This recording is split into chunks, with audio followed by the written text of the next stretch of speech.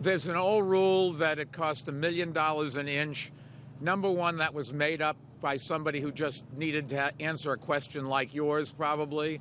Number two, it's over a long period of time, the number of inches times the snow budget. I can tell you that we had money in our snow budget for last year. We had to take it out of our budget. The law requires us to do that because we didn't use it last year. This year, we're halfway through the winter and we haven't used any of our snow budget either. But it is a tiny amount of money given the city's budget is about 65 or $70 billion a year. Wind and tons of snow, not exactly what they need or want in the city, where some in Staten Island still using tents after Superstorm Sandy. And joining us on the phone right now, someone give perspective here as to what county executives are doing across our region and some of the new math here, frankly, in a post-Sandy region. Joining us is former Suffolk County Executive Steve Levy. Steve, I appreciate a few minutes. Thank you very much. Oh, my pleasure. Great to be with you. Steve, go through the war room right now as a county exec. I know these guys at least were able to marshal more resources into the region than they were for Sandy. You had folks coming from as far out as the Midwest here to help them with both the plowing and then also to try and get the power back on when, in fact, the power is lost.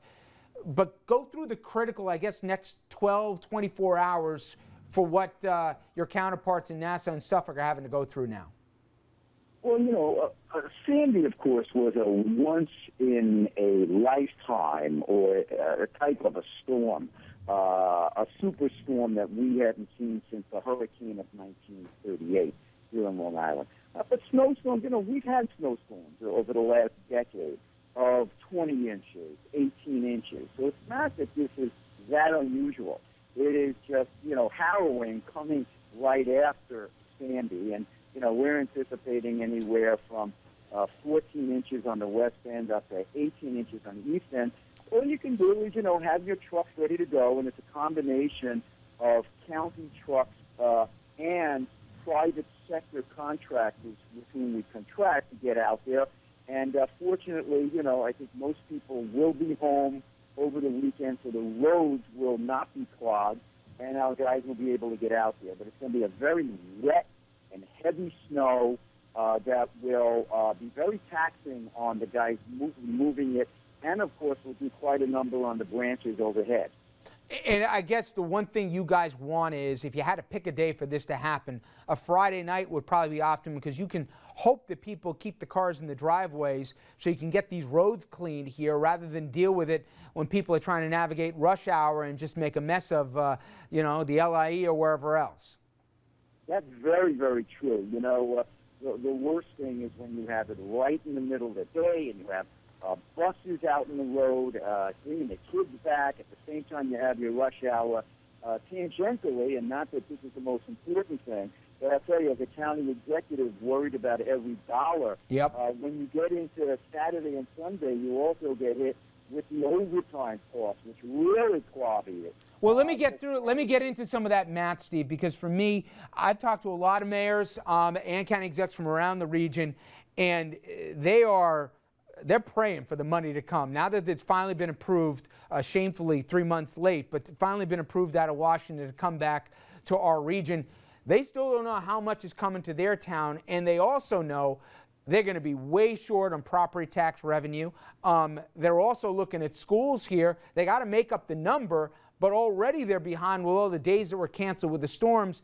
It's a mathematical mess that I assume not only the county executives, but mayors across this region are dealing with right now, right?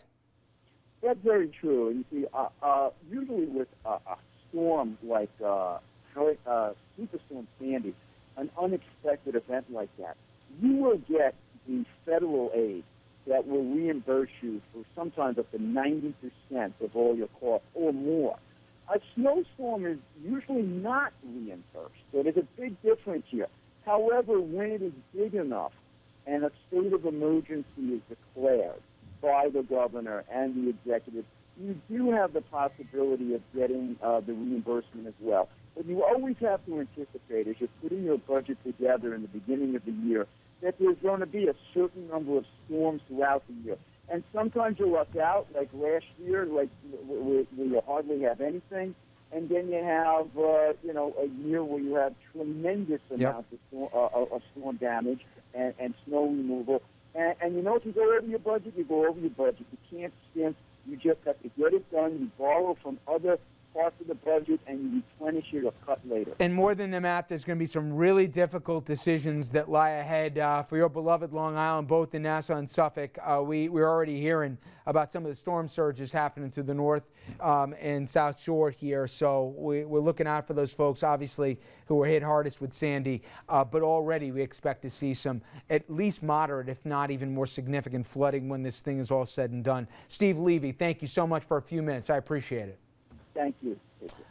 All right, now for some in our region, they're just finishing cleaning up after Sandy, or maybe they still haven't been putting the pieces of their life together. I mean, we talk about folks in a lot of the seaside communities here that certainly fit that description. So the prospect of weathering yet another storm is for some almost too much. Take Seabright, New Jersey, where crews, they're keeping a close eye on the potential flooding this storm could bring, but the threat of a strong storm surge remains just one of the many concerns for these communities left vulnerable by Hurricane Sandy.